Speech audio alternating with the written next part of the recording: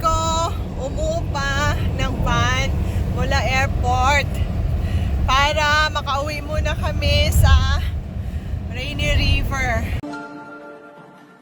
Yeah, you got that yummy, yum, that yummy, yum, that yummy, yum. Yeah, you got that yummy, yum, that yummy, yum, that yummy, yum. Kaysa naman sa magsundo pa sa amin, dala-dala yung sasakyan tsaka yung trailer, sobrang mahal.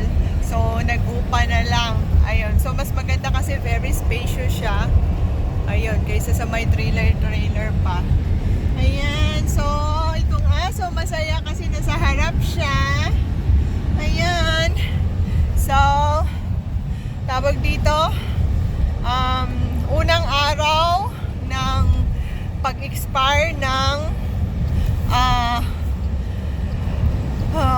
visitor's visa ko today. Ayun. So, ibig sabihin, alien na ako dito. Hindi na ako visitor. Ano na ako dito? TNT, tago ng tago, ganun. Honey, Shopper Marts first or Costco, ha? We're just heading back over to our side of the city there. Okay. Like near our place before? Yeah. Okay. So, ganyan siya, guys. At the back, sobrang spacious. Malaking-malaki yung kennel ni Sammy. Say hi, honey! Hi! Everybody, say thank you! Thank you. Like and subscribe! That's my saying. I'm supposed to say that. I'm just copycat you. I know. Ayan, so tingnan nyo yung aso ko nasa lap ko. Diyos ko. Na-receive namin yung reply. Rejected daw si Sammy pauwi ng Pilipinas. Pero siguro may mali lang yung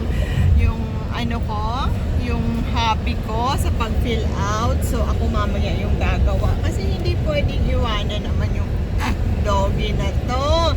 Love na love naman yung doggy na yan, di ba? Ayun, so tawag dito.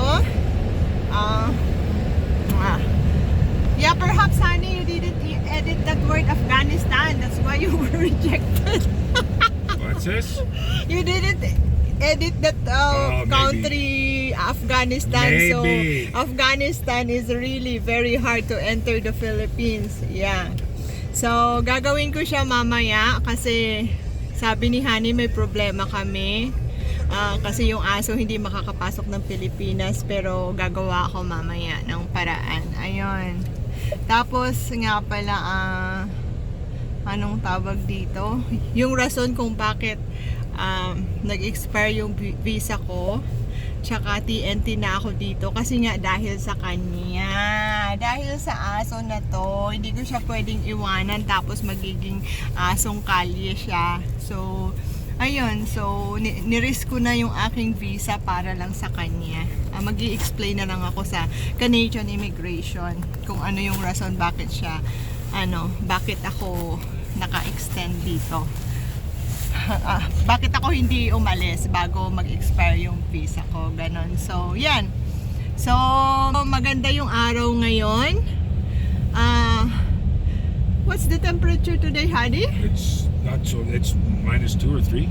Ayun, so -2 or 3, not so bad, maganda siya.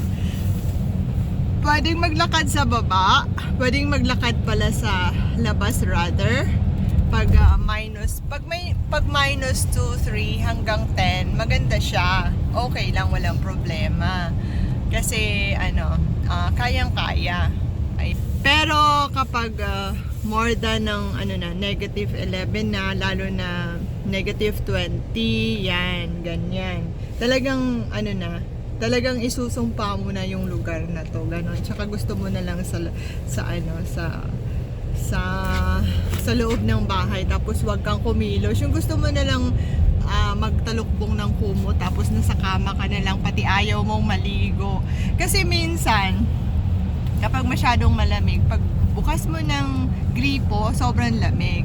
O di ba may hot, may gripo kasi na separate yung hot tsaka cold. So pag inopen mo yung cold water, sobrang cold. Pag inopen mo naman yung hot, sobrang hot. So dapat parehas na, parang dapat mathematician ka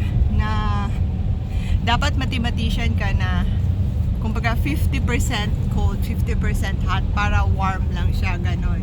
So yun, minsan nabubuksan ko yung hot, kaya minsan napapaso ako, pero buti wala namang paso talaga, pero mafe-feel mo talaga yung init. Kaya dito sa Canada maganda yung combination ng gripo na from yung isa lang na gripo, hindi dalawa, pero yung from cold to warm, para lagi mo lang siyang ilagay doon sa in between ng warm tsaka cold. Mas mabilis siyang gamitin kaysa yung dalawa yung gripo. Ayun. So yun, pati yung shower, yung pinagkaiba ng mga gripo dito sa Canada, sa mga bahay-bahay versus sa mga hotel is, yung hotel maganda talaga yung temperature nila. Yung kagaya lang dyan sa Philippines, yung parang 90, 20, 21. Tapos pag binuksan nyo yung gripo nila sa hotel, yung 'di ba may cold, tapos super hot, tapos in between. Sa mga bahay, andun na siya sa full to the maximum level na siya ng 100, pero hindi pa siya ganun kainit. So yun yung pinagkaiba dito. So I guess yung furnace ng mga hotels talaga mas maganda kaysa sa mga bahay dito. So Sammy, why are you in front of me? I cannot see nothing now. Hey Sam, sit down. Sit down. Nasa harap ko siya. Ang kulit niya. Mamaya hulihin kami. Honey, is Sam okay in I'm front? watching the road. Okay. I mean, do the cops will not what you call this, hold us because Sammy is in front? No. You Okay. got a seatbelt on. I got a seatbelt. Okay. Ang kulit ng as. Oh. Gosh. Ayan. Gusto mo mag-drive sa voice cam, G? Ayan. Ang decision ko, hindi na ako mag-file ng visa extension ko dito. Ang decision ko is, kailangan kong makauwi in 5 days. Tapos, pagbalik ko dito, magdadala na ako ng aking katibayan kung bakit kung bakit lumagpas ako dun sa 6 months. Ayun, kasi dahil nga kay Sammy, kasi nagkaroon kami ng problema dun sa airport. Buti binigyan na kami ng boarding pass. So yung boarding pass na sa bag ko, kasi yun, kasama yun sa aking proof, kaya kung bakit ako hindi naka-uwi nung 7. Kasi na ngayon kasi 9 na ngayon. So nag-expired na ako today. Kahapon yung last day ko. So, ang flight ko dapat 7. So, ganon. So, nag-expire na siya kahapon. So, ang alienated nationality starts today. Ayun. Pero, kailangan ko nang makauwi in 5 days. Kasi, kapag hindi, ayaw ko na. Yung, alam mo yung nung nasa airport ako, nung bumaba kami, yung sobrang ginaw kasi hindi na kami nagdala ng gloves. Alam mo yung pinipilit ko talaga na kahit frozen yung dalawang daliri ko, pinipilit ko na mag-unload ng luggage. Ganon. Tapos medyo nagka-problema pa yung airport kasi yung door hindi automatic, tapos parang sa isang door pupunta pa kami dun sa isang door, so grabe. Alam mo yung parusa, alam mo yung hindi ko naranasan sa Pilipinas, naranasan ko dito. Alam mo yun, so si Sammy alam mo yun, so talagang parusa yung lamig dito. So yun, kaya naging naging okay na nung dumating ako sa loob ng airport, nung nasa loob na ako ng airport. Sabi ko, maraming salamat po, Panginoon, kasi makakaalis na ako sa lugar na to. Hindi ko na maranasan yung lamig. Salamat po. Tapos nung biglang hindi matanggap si Sammy sa eroplano dahil may dapat i-separate na ticket, hindi dapat diretsong Pilipinas, ayun, hindi nagawa, kaya ayun, hindi kami nakapag-board, ayun, although may boarding pass na kami, so ganon.